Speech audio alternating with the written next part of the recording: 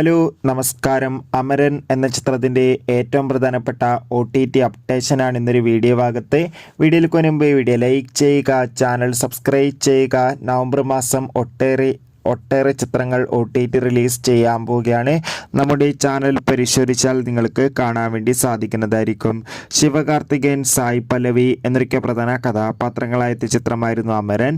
ചിത്രത്തിന് മികച്ചൊരു വിജയം തന്നെയാണ് ഇപ്പോഴും പുറത്തുവന്നുകൊണ്ടിരിക്കുന്നത്. ഇപ്പോഴിതാ അമരൻ എന്ന ചിത്രത്തിന് ബോക്സ് ഓഫീസിൽ നിന്ന് ഏകദേശം 250 കോടി രൂപ കളക്ഷൻ നേടിയെടുക്കാൻ വേണ്ടി സാധിച്ചിട്ടുണ്ട്. അതുകൊണ്ട് തന്നെ എല്ലാ സിനിമാ പ്രേമികളും ഒരേപോലെയാണ് അമരൻ എന്ന ചിത്രത്തിൻ്റെ OTT അപ്ഡേഷൻ അറിയാൻ വേണ്ടി കാത്തിരുന്നത്.